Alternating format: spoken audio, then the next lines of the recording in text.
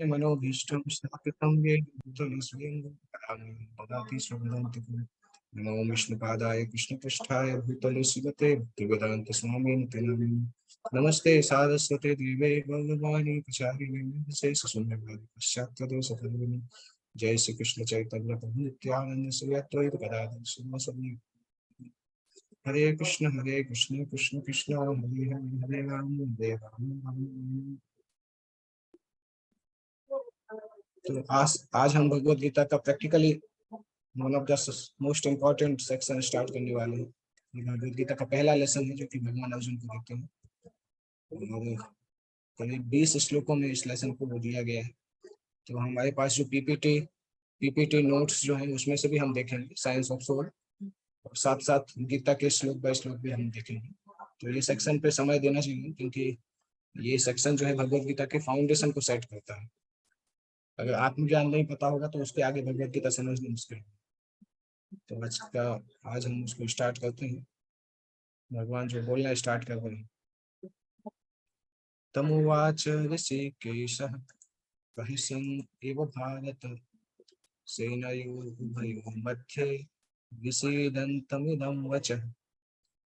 जब अर्जुन ने बोल दिया कि हे गोविंद मैं युद्ध नहीं करूंगा तो उसके बाद फिर भगवान श्री कृष्ण ने प्रहसन एवं भगवान श्री कृष्ण हंसते हुए अर्जुन से कुछ बोलते हैं। विषीदंतम इदम वचः। भगवान को बोला गया है प्रहसन एवं, भगवान स्माइल कर रहे हैं, हंस रहे हैं। और अर्जुन के बारे में लिखा है विषीदंतम इदम, अर्जुन शोक मग्न है। तो भगवान ऋषिकेश ने जब अर्जुन को शोक मग्न अवस्था में देखा, दोनों सेनाओं के बीच में रथ खड़ा हुआ है, अर्जुन शोक मग्न अवस्था में है, भगवान ने उनको देख के मुस्कुराते हैं और मुस्कुराकर ये शब्द बताते हैं विषीदंतम इदम वचः। इसके बाद तो भगवान बोलना प्रारंभ करते हैं और इम्पोर्टेंट है पहले ये दो मित्रों के बीच में बातचीत चल रही थी और दोनों एक ही लेवल पे थे, परंतु अभी एक मित्र वॉलंटरीली दूसरे का शिष्य बन गया। अर्जुन स्वयं शिष्य अपने आप को शिष्य स्वीकार किया और भगवान कृष्ण को गुरु स्वीकार किया। भगवान कृष्ण इसलिए मुस्कुरा भी रहे थे कि उनका मित्र उनका शिष्य बन गया था। साथ साथ भगवान कृष्ण ये भी जान रहे थे कि अर्जुन किस प्रकार से इस चीज में फंसा हुआ है, आत्मा के ज्ञान को नहीं समझ रहा है, किस प्रकार से अबोध जैसा कार्य कर रहा है। तो भगवान मुस्कुरा भी रहे थे। सबके स्वामी होने के कारण भगवान हमेशा श्रेष्ठ पद पर रहते हैं, परंतु जब उनके भक्त उनको किसी पर्टिकुलर रूप में स्वीकारते हैं तो भगवान उसको स्वीकार करते हैं। उनको गुरु के रूप में जब स्वीकार किया तो उन्होंने वो भूमिका भी निभाई और फिर गुरु शिष्य के बीच में जिस प्रकार से गंभीरता पूर्वक बातें होती हैं वो बातें भगवान ने करना प्रारंभ किया। और गुरु शिष्य की ये बातें दोनों सेनाओं की उपस्थिति में हुई जिससे सारे लोग लाभान्वित हुए। इसलिए भगवत गीता का ये संवाद किसी एक व्यक्ति, समाज या जाति के लिए नहीं अपितु सभी के लिए है और उसे सुनने के लिए शत्रु या मित्र समान रूप से अनिवार्य। तो अगर भगवत गीता बोला गया अर्जुन को, और हो सकता है उस समय सभी लोग दूर भी थे, सभी भक्त भी नहीं थे, तो सभी लोग हो सकता है उस समय एग्जैक्टली नहीं समझ पाए, परंतु इवेंचुअली भगवत गीता को श्री वेद व्यास ने महाभारत में रखा तो पूरी दुनिया के लिए भगवत गीता उपयोगी है। और इसके बाद भगवान अभी बोलना चालू करते हैं, यहाँ से आत्मज्ञान प्रारंभ होता है। श्री भगवान उवाच असोच्यन अन्वशोचस्त्वं प्रज्ञावादांश्च भाषसे गतासु न गतासूंश्च नानुशोचन्ति पंडितः। भगवान बता रहे हैं असोच्यन अन्वशोचस्त्वं। असोच्यन मतलब जो सोचने योग्य वस्तु नहीं है, अन्वशोचहत्वं आप उसको सोच रहे हो। जो वस्तु को सोचने की आवश्यकता नहीं है आप उसको सोच रहे हो और साथ साथ क्या बोल रहे हो, प्रज्ञावादांश भाषसे, और इस प्रकार से सोच रहे हैं कि आप बहुत विद्वान हो। भगवान प्रैक्टिकली अर्जुन को डांट रहे हैं कि एक तो ऐसी चीज सोच रहे हो जो कि सोचने योग्य भी नहीं है, इतनी इंपॉर्टेंट नहीं है जो तुम इतना सोच रहे हो इसके बारे में। और दूसरा तुम सोच रहे हो कि तुम बहुत विद्वान हो। पर विद्वान की डेफिनेशन क्या होती है, पंडित की डेफिनेशन क्या होती है कि वो आ, ना तो जीवित के लिए शोक करते हैं ना मृत के लिए शोक करते हैं, वो विद्वान कहलाते हैं। श्री भगवान ने कहा तुम पांडित्य पूर्ण वचन कहते हुए उनके लिए शोक कर रहे हो जो शोक करने योग्य नहीं है। जो विद्वान होते हैं वो ना तो जीवित के लिए ना ही मृत के लिए शोक करते हैं। तो ये इंपॉर्टेंट है। भगवान अभी तक मित्र थे इसलिए अर्जुन को डांट नहीं रहे थे, परंतु जैसे ही भगवान गुरु बने वैसे ही उन्होंने अर्जुन को तुरंत मूर्ख कह के डांटा। और किस लिए डांटा? भगवान बोल रहे हैं कि तुम तो विद्वान जैसी बात कर रहे हो, परंतु तुम्हें तो यही पता नहीं है कि हम शरीर है कि आत्मा है। शरीर आत्मा का अंतर जिसको पता नहीं होता है उसको अपने आप को विद्वान नहीं बोलना चाहिए, वो मूर्ख व्यक्ति है। और विद्वान कभी भी शोक नहीं करता है इन चीजों के लिए। तो भगवान यहाँ पे टेक्निकली बता रहे हैं कि आध्यात्मिकता का बेसिक एबीसीडी नॉलेज होता है शरीर आत्मा का ज्ञान होना, परंतु कलयुग में हम देखते हैं ये ज्ञान बड़े बड़े विद्वानों को भी नहीं है। बहुत बड़े बड़े जो डिग्री होल्डर हैं, साइंटिस्ट हैं, उनको भी ये ज्ञान नहीं है। भगवत गीता के आधार पर वो लोग भी विद्वान नहीं कहे जाएंगे, उनको भगवान मूर्ख कहते हैं। इसमें देखिए आगे लिखा है, अर्जुन का ज्ञान का अर्थ पदार्थ तथा आत्मा एवं दोनों के नियामक को जानना है। ये ज्ञान कहलाता है, पदार्थ को जानना, आत्मा को जानना और दोनों के नियंत्रण करने वाले को जानना। इंग्लिश में क्या बोलते हैं? Matter, spirit and controller of both. Matter मतलब पदार्थ, स्पिरिट मतलब आत्मा, कंट्रोलर ऑफ बोथ मतलब दोनों के नियामक मतलब भगवान। तो ये ज्ञान कहलाता है। इसको याद करने का आसान तरीका है MSc। MSc एक डिग्री होती है ना, मास्टर ऑफ साइंस। तो उस MSc की जगह पे आप याद कर सकते हैं matter, spirit and controller of both. Matter, spirit and controller of both, MSc। तो जिसको ये पता होता है वो व्यक्ति ज्ञान में कहलाता है। अर्जुन का तर्क था कि राजनीति या समाज नीति की अपेक्षा धर्म को अधिक महत्व मिलना चाहिए, किंतु उसे यह ज्ञात नहीं था कि पदार्थ, आत्मा तथा परमेश्वर का ज्ञान धार्मिक सूत्रों से भी अधिक महत्वपूर्ण है। और चूंकि उसमें इस ज्ञान का अभाव था इसलिए उसे विद्वान नहीं बनना चाहिए था। इसलिए चूंकि वो विद्वान नहीं था इसलिए शोक के सर्वथा अयोग्य वस्तु के लिए शोक करना था। भगवान बताते हैं शरीर का जन्म होता है, मृत्यु होती है, तो शरीर उतना इंपॉर्टेंट नहीं है, इसलिए शरीर के जन्म मृत्यु पे इतना शोक नहीं करना चाहिए, क्योंकि आत्मा तो कभी नहीं मरती है।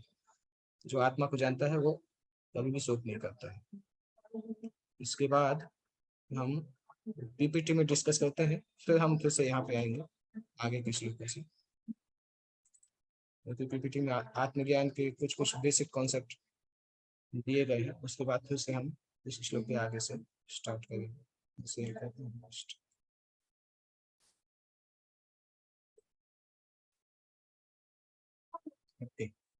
ये इस अध्याय का दूसरा लेसन है, लेसन 2। इस अध्याय को 4 भागों में डिवाइड किया गया, उसको गीता भी है। गीता मतलब जी का मतलब हमने देखा था गुरु स्वीकार करना। आई का मतलब है आइडेंटिटी, हमारी पहचान क्या है। अभी इसको अगर हम देखेंगे, आपने हो सकता है कुछ लोगों ने पहले देखा हो ये पीपीटी, कि सामान्यतः अगर मैं आपसे पूछूं कि आप कौन है, तो आपका जवाब क्या होगा? कई बार लोग, मैक्सिमम टाइम पे लोग यही बताते हैं कि वो शरीर है, अपना नाम बताते हैं। ये कभी कभी ये बोलते हैं कि हम इंडियन हैं, कभी ये बोलते हैं कि हम गुजराती हैं। हम देखते हैं डॉक्टर क्या बोलते हैं। डॉक्टर हैरी मॉन्सन जो है इलिनॉइस कॉलेज में प्रोफेसर है, वो क्या बताते हैं? मानव शरीर में अधिकांश भाग जल है, और अगर कोई 60 पाउंड का व्यक्ति है तो उसमें इतना इतना चीज है, calcium, phosphate, potassium, sulphur, sodium, magnesium. तो ये सभी इतनी चीजों से मिलकर बना है। अगर इन सबको काउंट करें तो टोटल जो मानव शरीर का पूरा मूल्य 110 रुपये। थोड़ा अगर महंगाई को बढ़ा दें तो हो सकता है अभी तक 200 रुपये तक भी, परंतु इन सारे केमिकल से मिला के हमारा शरीर केवल इतने होते हैं। परंतु एक प्रश्न आता है कि क्या हम कन्विंस है इससे कि हम केवल 110 रुपये का केमिकल का झोला है? हमें से कोई भी कन्विंस नहीं होगा, क्योंकि अगर 110 रुपये का केमिकल का झोला होते हैं, केमिकल का शरीर होता, तो कभी भी अगर कोई व्यक्ति मर्सिडीज में बैठता है, वो एक्सीडेंट होता है, तो लोग पहले मन व्यक्ति को क्यों बचाते हैं? सबसे पहले मर्सिडीज को गैराज में ले जाना चाहिए, परंतु तो सबसे पहले मर्सिडीज तो कैसे भी हो परंतु आदमी को बचाने का प्रयास किया जाता है। जबकि इकोनॉमिकली अगर इसके हिसाब से देखें तो आदमी तो 110 रुपये का ही है, और मर्सिडीज तो 22 लाख रुपए की है। तो इकोनॉमिकली तो आदमी को नहीं बचाना चाहिए, मर्सिडीज को पहले बचाना चाहिए। तो उससे पता चलता है कि मानव शरीर में हो सकता है शरीर के केमिकल्स का कुछ मूल्य हो, परंतु जो आत्मा है, आत्मा की उपस्थिति के कारण वो शरीर अमूल्य हो जाता है, उसकी तुलना कितने भी पैसे से नहीं की जा सकती। और ये आत्मा के रहने से शरीर रहता है, आत्मा के शरीर से निकलने से शरीर 4 घंटे में डिस्ट्रॉय हो जाता है। लोग खुद ही बोलते हैं कि जला दो नहीं तो फूलने लगेगा, सड़ जाएगा। और जो लोग शरीर से 50-100 साल तक जिनसे प्रेम करते हैं, जैसे ही आत्मा निकल जाती है तो वो लोग शरीर को छूना भी नहीं चाहते, शरीर को साथ में रखना नहीं चाहते। ये कहता है भार्या अपि बिभ्यति न तस्मिन् गृहे। एक पत्नी जो अपने पति के साथ इतने साल तक रहती है, अगर वो पति मर जाता है तो उसकी डेड बॉडी को साथ में रखने के लिए कोई तैयार नहीं होती, बोलते इसको जला देना चाहिए, डरते हैं उस डेड बॉडी से। तो ये केमिकल से शरीर बना हो सकता है, परंतु आत्मा उससे बहुत ऊपर, आत्मा की उपस्थिति के कारण इस शरीर की वैल्यू होती है। जैसे आप, ये एक फेमस एक्ट्रेस है जिया खान, जिया खान, परंतु उन्होंने जब सुसाइड किया था तो आप देखते हैं कि शरीर में वही सेम केमिकल्स हैं, परंतु भावना खत्म हो चुकी है, इच्छाएं खत्म हो चुकी हैं, विचार खत्म हो चुके हैं, और शरीर में कोई भी हलचल भी नहीं, चेतना भी नहीं है। शरीर सेम है जीवित अवस्था में भी, मरी हुई अवस्था में, परंतु उसमें से आत्मा चली गई है तो इस शरीर का मूल्य खत्म हो गया, उस डेड बॉडी को फिर जला दिया। तो ये कंसेप्शन भगवत गीता का बेसिक सीक्रेट है, जो कि बड़े बड़े विद्वानों को भी नहीं आता है, परंतु भगवान बताते हैं कि जब तक किसी को ये सीक्रेट पता नहीं है तब तक वो आध्यात्मिक जीवन की एबीसीडी भी नहीं है, तो आप पार कर सकते हैं।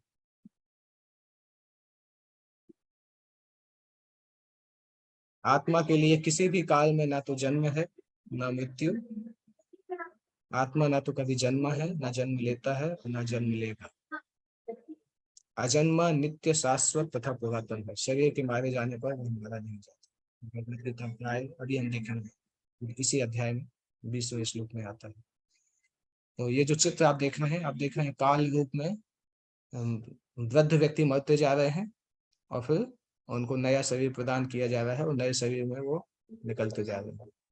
और साथ साथ केवल मनुष्य नहीं, अलग अलग जीव भी बन जाते हैं। कभी कभी वो समुद्र के जानवर बनते हैं, कभी कभी धरती के जानवर बनते हैं, अलग अलग इवोल्यूशन चलता रहता है। तो इवोल्यूशन मतलब आत्मा अलग अलग शरीरों में जाती है। वैदिक इवोल्यूशन का फॉर्मूला क्या है कि शरीर तो प्रकृति द्वारा बनाए गए हैं, परंतु आत्मा को शरीर अलॉट किए जाते हैं आत्मा की क्रियाओं के आधार पर। जैसे आत्मा एक शरीर में जैसा कार्य करती है उसके आधार पर उसको नेक्स्ट शरीर अलॉट किया जाता है। तो ये फिर प्रसिद्ध पिक्चर है, आत्मा एक ही शरीर में कैसे अलग अलग शरीर चेंज होता रहता है, आत्मा समान रहती है। तो शरीर भौतिक है, आत्मा आध्यात्मिक है, शरीर में कभी भी चेतना नहीं होती, आत्मा के कारण शरीर चेतन है। आत्मा को निकाल दो तो शरीर फिर से डेड हो जाता है। शरीर में हमेशा परिवर्तन होता है, परंतु आत्मा हमेशा अपरिवर्तित होती है, आत्मा में कोई परिवर्तन नहीं होता। शरीर अशाश्वत होता है और आत्मा हमेशा शाश्वत रहती है। शरीर हमेशा से डेड है, आत्मा हमेशा से जीवित।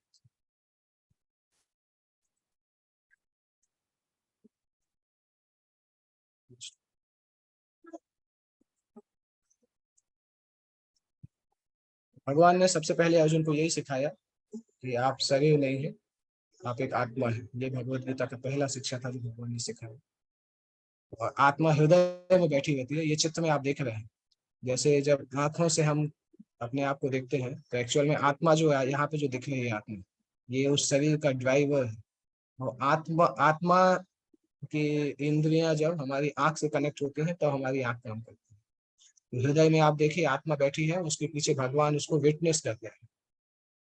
तो जैसे कार का कोई ड्राइवर होता है, उसी प्रकार से आत्मा हमारे शरीर का ड्राइवर। तो ये शरीर जो है ये कार के जैसा है, तो आत्मा इसके ड्राइवर के जैसे है। इस चित्र में आपको क्लियरली पता चलता है आत्मा ड्राइव कर रही है, शरीर के सारे फंक्शन चल रहे हैं। तो भगवत गीता में ये जड़ और आत्मा का विश्लेषण 11वें श्लोक से लेकर 30वें श्लोक तक होता है, जो कि हमने 11वां श्लोक पढ़ा। 30 श्लोक प्रैक्टिकली 20 श्लोकों तक ये वर्णन चलता रहता है। अर्थशास्त्र, धर्मशास्त्र, अर्थशास्त्र सबसे नीचे का शास्त्र है जिसमें फाइनेंस के बारे में डिस्कस होता है। उसके ऊपर आता है धर्मशास्त्र, उसके ऊपर आता है ज्ञान शास्त्र, तो इसलिए भगवान अर्जुन को ये बता रहे हैं। और बाद में श्लोक से भगवान डिस्कस करेंगे इसके आगे का, इसी सेक्शन को। तो ये सेक्शन करीब हमारा हो सकता है 6-7 दिन चले, क्योंकि इस सेक्शन में करीब 20 के लगभग श्लोक हैं। तो सारे श्लोक अपने आप में डिस्कस करने के लिए इम्पोर्टेंट है। तो हम कल इस पे आगे डिस्कस करेंगे। यदि 8 श्लोक किसी को कोई प्रश्न पूछना है तो पूछ सकता हूँ। एक और मेरा सजेशन था कि अगर आप लोगों को प्रश्न क्लास में ध्यान नहीं आते हैं और बाद में आपको पूछने की इच्छा होती है, तो उस केस में क्या कर सकते हैं, जो व्हाट्सएप ग्रुप में जो एडमिन है, आप देखेंगे शिवम प्रभु आपका नंबर चैट बॉक्स में भी डाल सकते हैं। और व्हाट्सएप ग्रुप में आप जो एडमिन है शिवम प्रभु, उनको आप व्हाट्सएप पे मैसेज कर सकते हैं। तो वो क्वेश्चंस उनके पास कंपाइल हो जाएंगे, वो मुझे बता देंगे, तो उसको हम किसी क्लास में उन क्वेश्चंस को आंसर कर सकते हैं। अगर इनकेस क्लास में कोई क्वेश्चन नहीं भी आता है तो इस प्रकार से कर सकते हैं। आप देखिए चैट बॉक्स में उनका नंबर डला हुआ है, उस नंबर को नोट कर लीजिए, उस पर आप अपने क्वेश्चन भेज सकते हैं। जो भी क्वेश्चन है वो भेज सकते हैं, समय निकाल के आंसर कर देंगे। ओके, कोई प्रश्न नहीं है तो वेट करते हैं, पढ़ें श्लोक संख्या 12 से स्टार्ट करें।